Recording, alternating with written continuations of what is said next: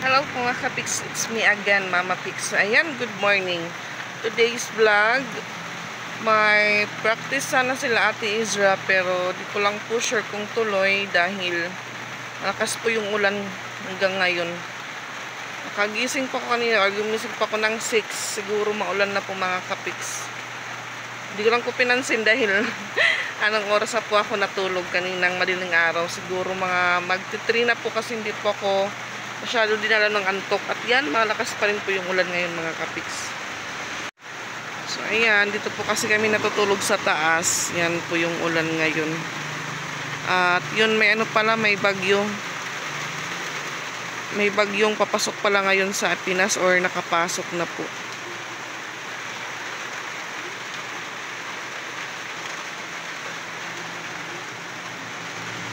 Maano po yung langit na kulimlim. So, mas malakas pa po yung ulan kanina. Ngayon, parang humina na po siya. At yan, may bisita pala na dumating ngayon. So, hindi po namin alam na ngayong umaga pala dadating si Mama Dax. So, hindi po siya nakapunta dito sa bahay kasi yun, tulog pa po ako. Ano na lang po siya, nag-message sa akin na magtimpla daw kami ng kape. So, nang tinignan ko yung send na manirasan na picture, so sila Mama Dax pala nandun sa taas sa kinarusan.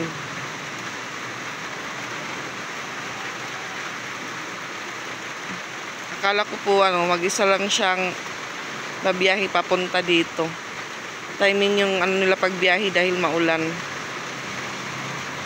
At yan, dito po sila sa baba. Hi, Chrislyn! Yan, si Ate Chrislyn. Nakasama pala siya kay Mama Dax. At yan, dyan po natulog si Sansan at si Ate Izra. Pero ka magpandong, Zay. Magtimpla na ka mo. Limang kamong kape. Itarusan. So, iyan. Iwan ko lang po kay Ate Izra kung pupunta siya sa school ngayon dahil may po sila practice for recognition. Yung nasa ring. Wala daw practice, sabi ni Ate Izra.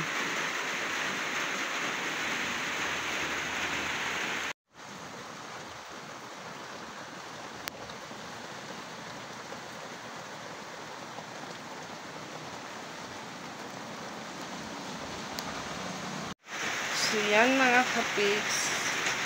Timpla po muna tayo ng kape dahil hindi pa po umuhupa yung ulan. At yung mga bata naglalaro ng or sumasayaw ng TikTok. So si Sansan lipat ko lang po muna sa taas kasi alam nyo na po yung baba namin, dadaan-daanan ng tao para makatulog po siya ng maayos. So yung oras po ay 8:13. Kanina 7:30. So hindi pa po talaga umuhupa yung ulan. So may po sa Facebook na signal number 1 na po sa summer. Siguro dito sa amin ulan-ulan po ngayong araw. Kasi Mama Dax baka nakatulog po dun kinarusan. Yan, may mga bisita po kahit maulan. Hi, Mama Dax, turog. Yan, kape po tayo. Thank you po sa couple cup. Tapos hindi. Meron nga, tagay ko naman nag-uuran. Hi, siya. Tapos ka na magtimpla. Ice down. Ano, nagharagkot. Bili pala sila ng yelo. Wala lang ito, Di, hulog na ito. Yan. Ano, Bi? Ato yung kuya na-sleep. Playtime sila, playtime.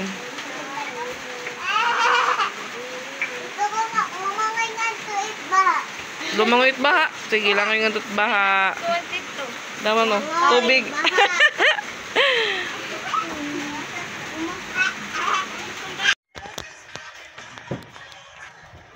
Yan, nagising na si Mama Dax. Pamahaw, pamahaw. Welcome to Bagyong, ano to? Aghon. Aghon. May bagyong aghon. Timing lang po guys, pag babanam ng Robinson, Umuran. ang lakas ng ulan, yun pala signal number 1 na. Amo na summer kuan. Boy. Tapos, natsatin sa mayan. Madax, may biyahe. Ida kaya, dinangani kami. Ano niya? Kay iya mama, liwat. Tikad to. 5 series na lang yun. Kagahon para boss abot. San. Buti nga nilang biyahe kay Diretso. Pag gawas na Isabel, may banda. Banda, Kasakay na sa rin na ko. Ay, salamat kay Kunwaray. Bayan kami alas 4 makakasakay. Kay may higap nga da Isabel. Abot na Isabel, alas 2:45. May bandang. Mawat kami ormo. Alas 3:35 lot. May bus May na. bus na. Sakay kami dahil. Then paano nga mo abot? Kaon. So yan, nagluto po tayo ng ating ano. Alas 10 pala, pamahaw. Si Mama Dax nagkapilang. Ang bantay iyo kanon kay bangin ko ano ni Misay, Abdon. Ano ti? Dapat pagod lang.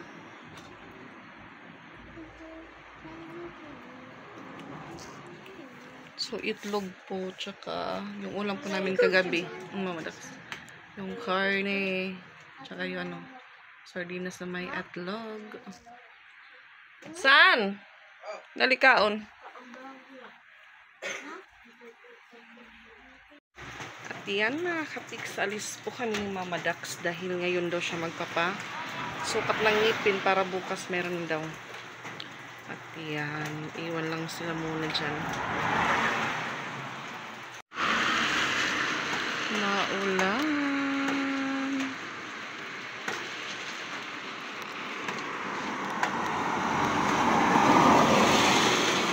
Doon po si Mama Dax.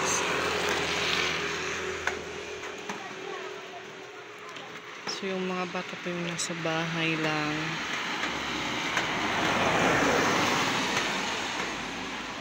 Waiting po kami ng multicab at wala pa pong multicab na parating.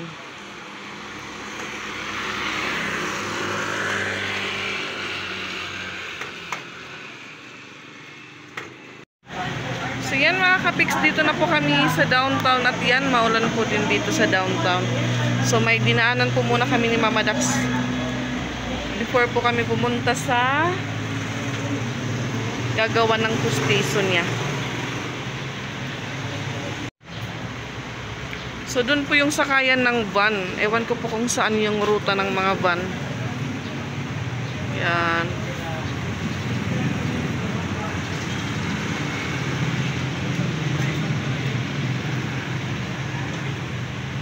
Dito po tayo sa Burgos.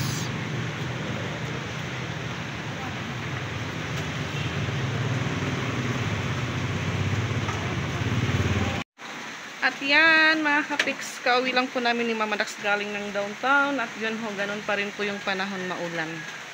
So yung ibang bata daw nasa taas natutulog kahit mainit dahil brownout, wala pong kuryente. So si Ate Izra at Chrislyn naman nag-i-snack. Pumili po si Mama Dax ng ano, jugas tsaka sinapay para snack ng mga kilos. Yan. Busy po sila sa pagpalaman ng Nutella. So ito po yung ano, mamon. At yan, busy po yung dalawang ano. Hi Chrislyn. Hindi natulog si Chrislyn. Masarap po itong mamon kasi ano po to, galing ng quality. So yung masarap na ano, masarap po na bakery is quality bread.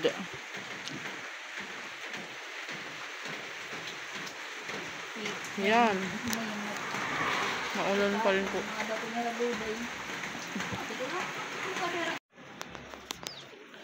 At yan, mga tulog po yung tatlong bata. Si Patpat, si Suya at si Tiyan. Pawis na pawis po. At Yan. May nakasulat pa sa legs ni Pat ni ano ni Sia. Yung aming mga kumot.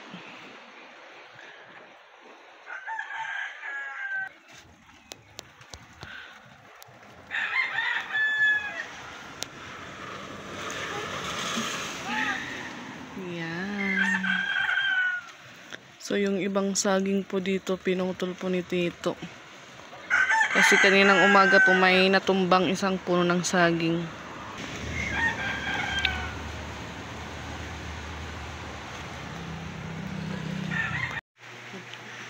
At yan mga pics habang umuulan. So wala na pa akong ginagawa. Ano na po yung oras? 4:34. So naisipan ko po muna labhan yung mga underwear. Hindi ko po ginamit yung washing. Hand wash lang po para for sure matapos agad. So yung idea ko po, yung plano ko po, i-dryer ko lang po sila mamaya para pwede ko pong sabit sa sa taas. At so yun yung mga bata bumaba po dito, natulog na naman sa baba. So yan, siya nakatulog ulit. So ayan, tapos na po ako sa unang babad ko. So yung sinunod ko naman po yung mga damit nila na pang-alis kasi labahan din po, lalo na si Ate Izra. 2 days po siyang nag-practice.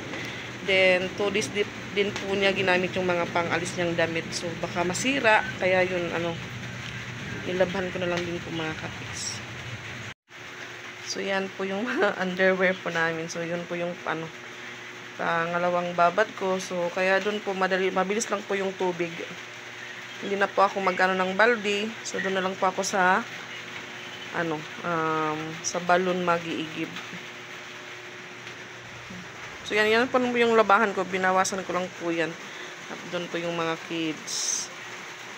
Si Sia nakatulog ulit. So, si Ate Izra nasa taas din. Din si Mama Dax doon kina Roseanne.